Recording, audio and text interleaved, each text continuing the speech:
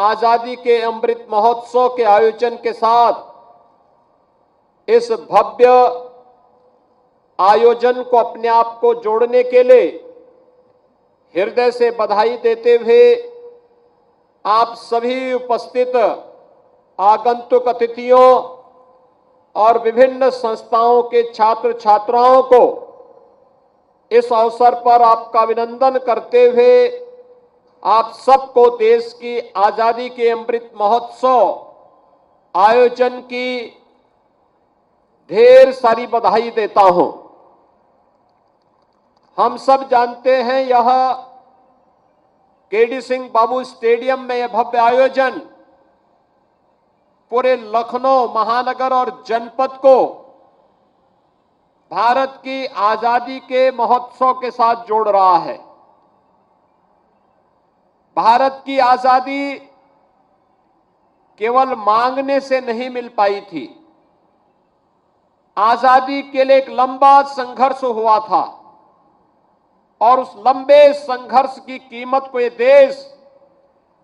हमारी वर्तमान और भावी पीढ़ी समझ सके, इसको ध्यान में रख करके प्रधानमंत्री मोदी जी ने देश की आजादी के 75 वर्ष पूर्ण होने के उपलक्ष्य में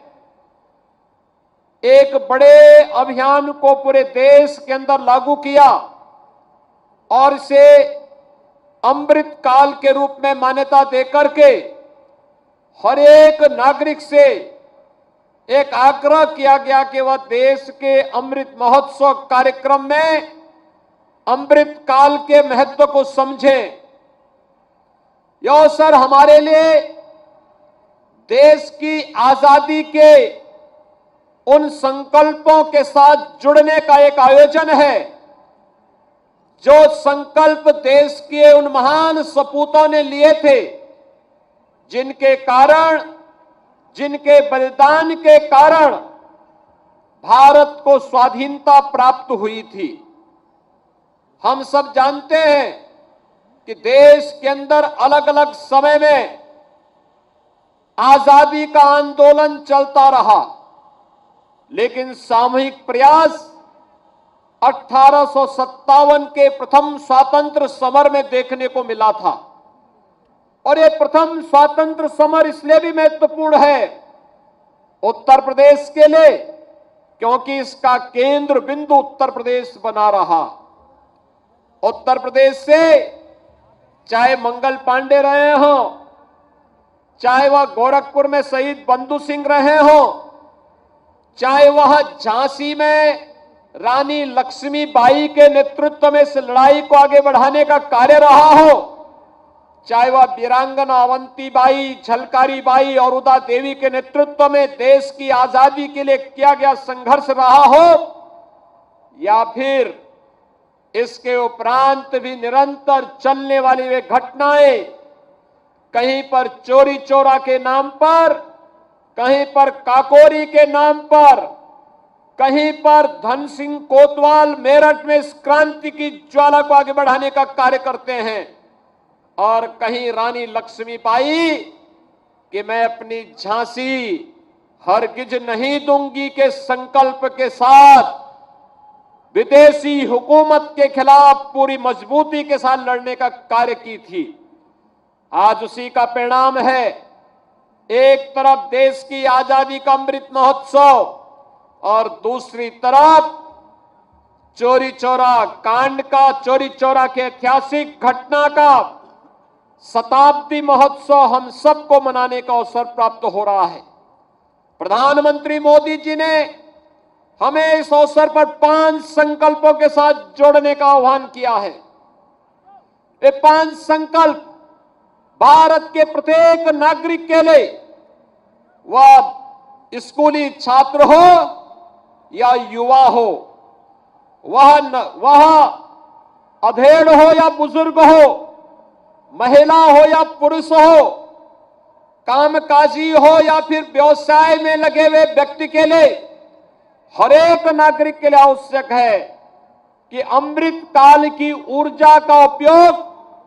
हम भारत को एक नए भारत के रूप में स्थापित करने के रूप में कैसे कर सकते हैं,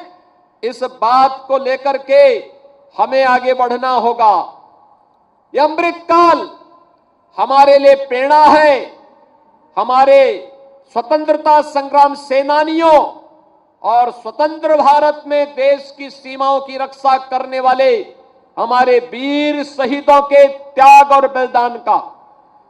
यह हमारे लिए एक संकल्प है आगे बढ़ने का, और यह हमारे लिए उन विचारों को आत्मसात करने का, आगे बढ़ने का एक अवसर भी है। और इन सब को समाहित करते हुए आत्मनिर्भर भारत की परिकल्पना को साकार करने का भी एक अवसर है।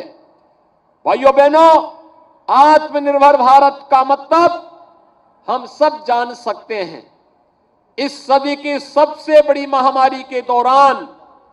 जिस भारत को पहले जब कोरोना महामारी आई थी, पीपी किट के लिए परेशान होना पड़ा था, सैनिटाइजर के लिए परेशान होना पड़ा था, आज वही भारत